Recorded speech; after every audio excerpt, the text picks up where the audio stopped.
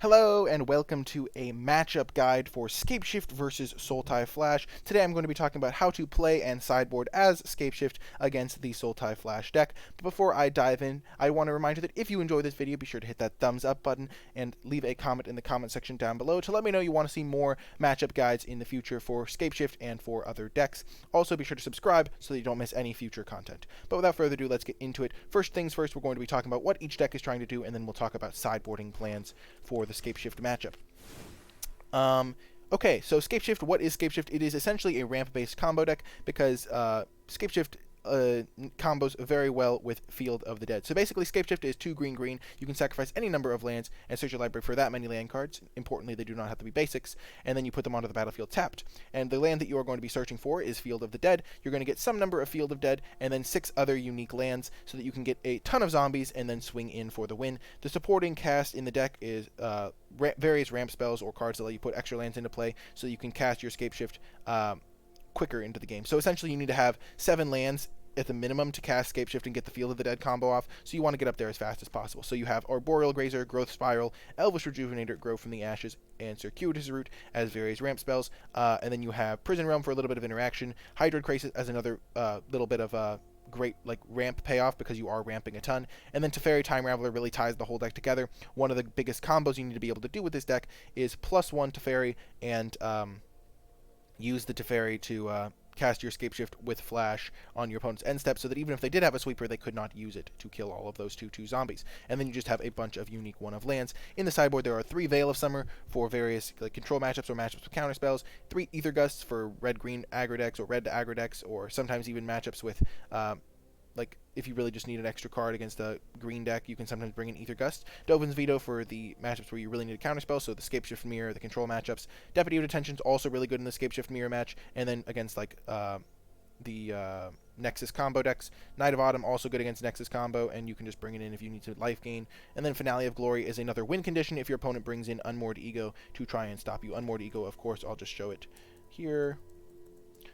Is a card that can name Field of the Dead, and then you can't start generating those 2/2s, and then you're kind of left to winning with a Hydroid Crisis. So you will like having an extra out to Unmoored Ego if you can, so you can bring in the Finale of Glory.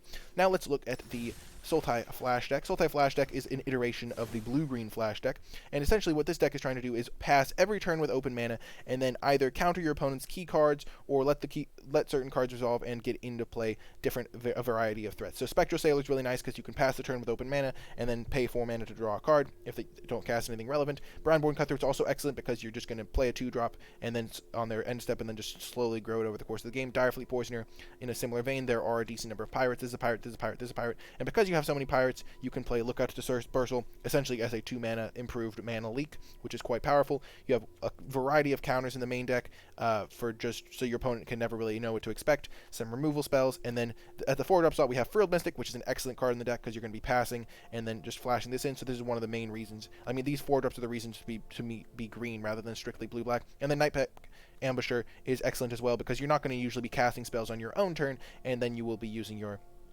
you will be generating a free 2/2 every turn. So Nightpack Ambusher is the perfect card for the deck.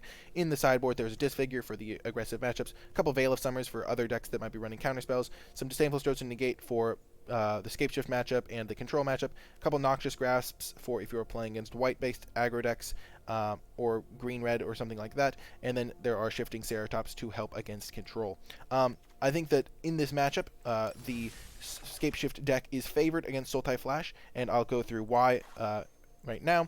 Basically, in the main deck in Game 1, you are favored because you have Teferi, and also just because the Field of the Dead is incredibly potent against them. You don't even need to Scapeshift combo them, and Field of the Dead doesn't really need you to be casting spells to start generating 2/2s. So unless they have a Nightpack Ambusher to keep up, you can just start running away with the 2/2s and start making a bunch of them, and then eventually maybe try to cast multiple Scapeshifts in one turn. Hydroid Crisis also is a trigger.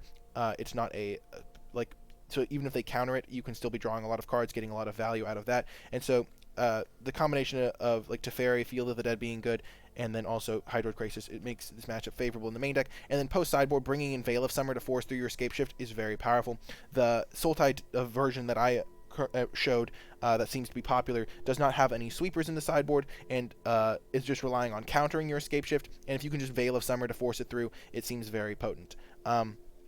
I think that if Scapeshift becomes more popular, the Sultai deck might start to run Unmoored Ego in the sideboard, which could make it a more close matchup, because if you can Unmoored Ego their Field of the Deads, as I said, you'll rely on more difficult win conditions, like having a Finale of Glory, but that's where Finale of Glory comes in. So from the Scapeshift side, I would recommend bringing in 3 Veil of Summer and 3 Ether Gust, because keep in mind that most of the important spells, or some number of Ether Gust, most of the important spells in the Sultai Flash deck are those green 4-drops. So if you can counter those for only 2 mana, it can be really potent. I would recommend cutting the 2 Grow from the Ashes. You don't really want clunky sorcery speed threats. I would cut 1 Circuitous Root, and then I would probably cut one Elvish Rejuvenator, and actually I would cut all 3 Arboreal Grazers, just because you're not really a speed matchup. You're more of a slow, build up your defenses, get some counter magic ready. So I've cut 3 Arboreal Grazers, 2 Grow from the Ashes, and a Circuitous Root for 3 Veil of Summer and 3 Ether Gust. If you think that your opponent is going to be running Unmoored Ego, I would consider cutting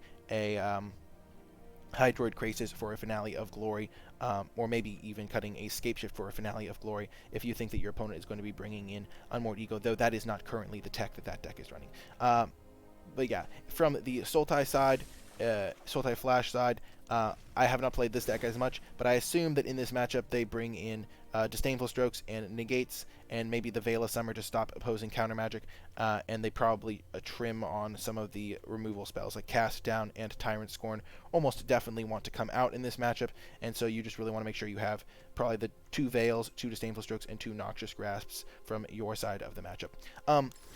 Without further ado, let's get into the match where I play Scapeshift against Sultai Flash. The first game, the way I sideboard might not be exactly the way I did it in this guide, because after the first game I wasn't sure what my opponent was playing, because the first game was not as close, but definitely still a good match, and definitely shows you how to play the game from the Scapeshift perspective. I hope you enjoyed this little guide, and I hope you stick with me for the match.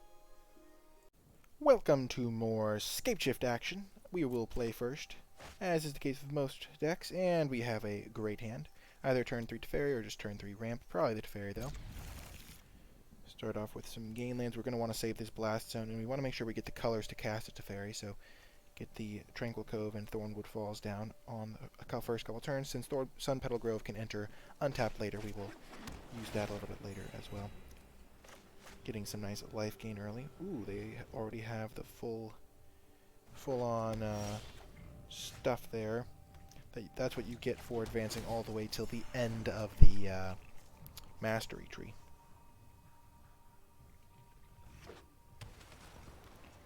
Okay, Sultai here.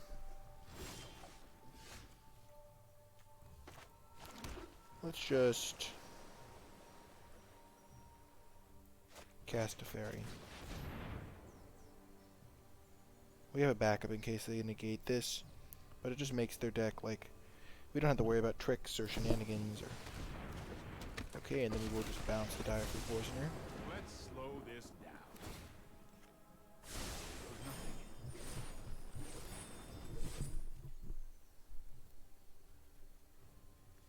So keep in mind, Sun Petal Grove is still going to come into play tapped. And since we have a backup to Fairy, we don't really care about this one all that much. So I think here we can just play the Breeding Pool tapped, play our Elvish Rejuvenator, uptick the Teferi.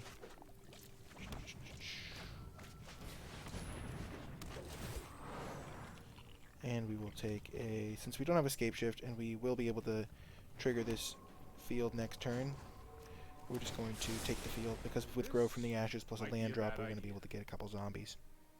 We want to play the land first, though, because then we get 2 zombies instead of just 1. Because I think, actually, never mind. We want to do it the other order.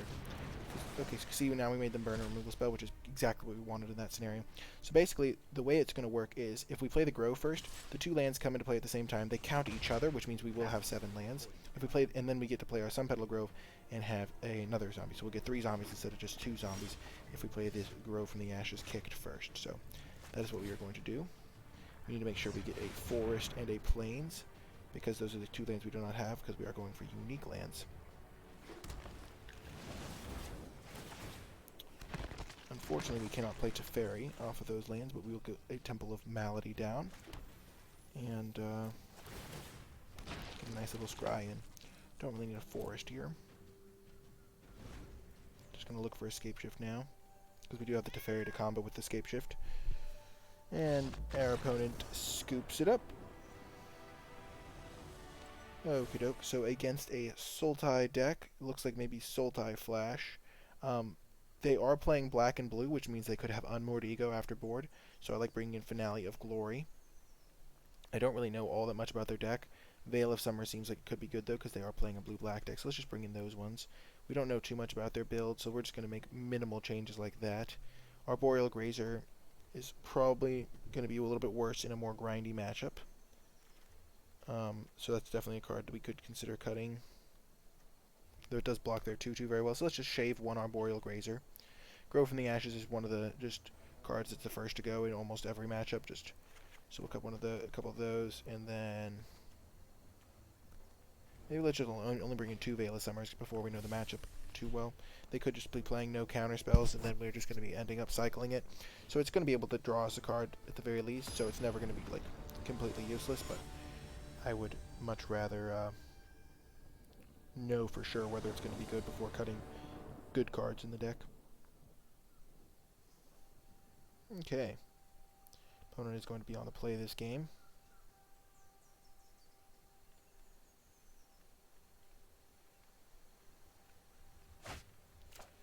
And, I think this is a solid enough hand. We have a couple of interactive spells. We have a Temple to scry on turn 1. So we can go Temple, and then Forest, and then Sunpetal Grove, untapped, and then cast Prison Realm, and then Hydroid Graces. I like scrying on my first turn to look for a growth cycle, because that would be the ideal turn 2 play. Or an Arboreal Grazer. Duress. So we play it untapped. We're just definitely going to get our scry on, shall we say. Spectral Sailor. So they're playing like Sultai Flash, and Arboreal Grazer is a pretty solid pickup here. Not only does it block Spectral Sailor to protect our Teferi in the future, but it also gets us ramped up and ready to rumble.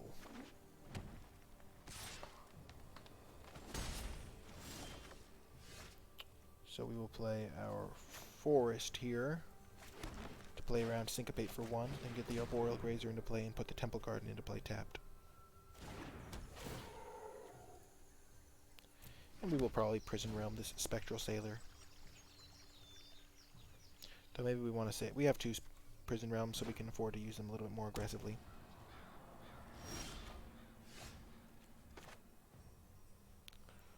We will play around Syncopate.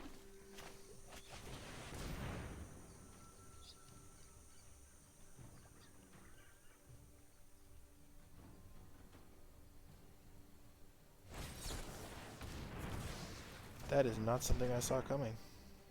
I'm not gonna lie. Lookout's Dispersal, eh?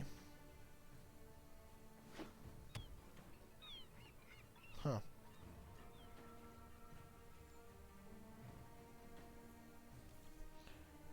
Eventually we'll draw a Teferi, which is pretty good in the matchup, so let's just try again.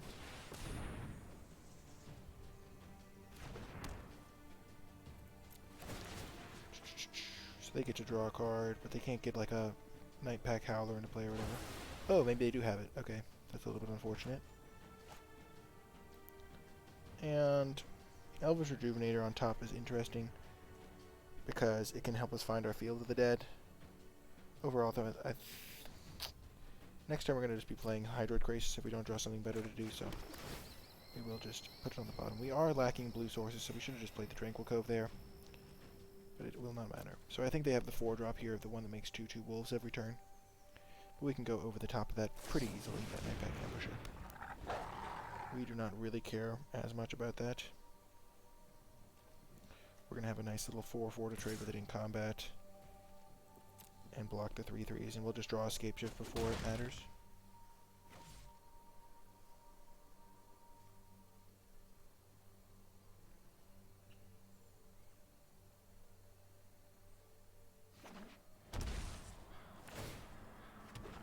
And Teferi's a great draw here.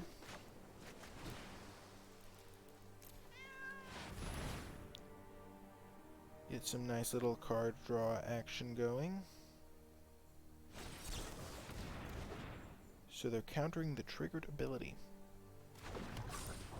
That is not the greatest for us, not gonna lie. I'm glad they didn't counter our Teferi with that, though. Because it is a legendary spell.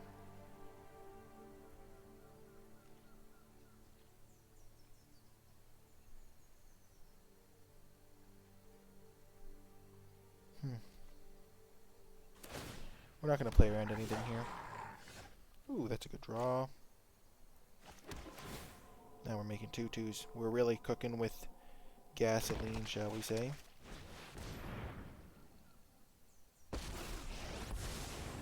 Right on schedule. Let us kill that wolf. That's more like it. Draw a card. Ooh, that's going to be really good. Really good. Definitely not attacking. We want to protect our Teferi at least to some degree. But now we can get an extra land into play. Ambush with this wolf with a nice little double block Reno.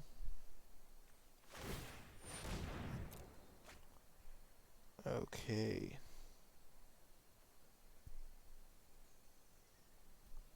Whew. This is actually a fantastic addition to the hand.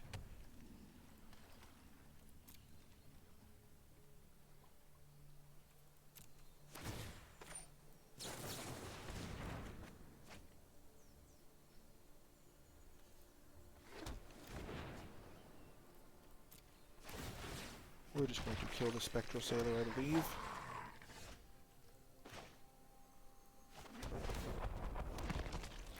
I messed that up. Sorry about that. We should have played the Rejuvenator first. Let's just plus this. I'll protect you. Because if we hit a field of the dead, people would want it. We were not punished for it, though. So that's always nice.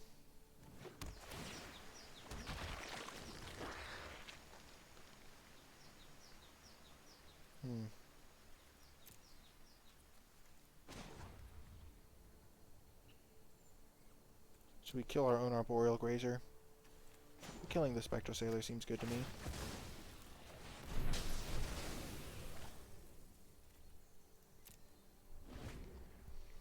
They're making a 2/2 every turn, but we're also making 2/2s every turn.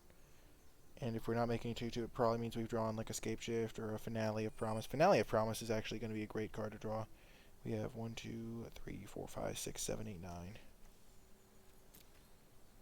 I think killing the Spectral Sailor is a nice little useful thing to do because it also means that we don't have to worry as much about Hydroid Crisis getting bounced or something.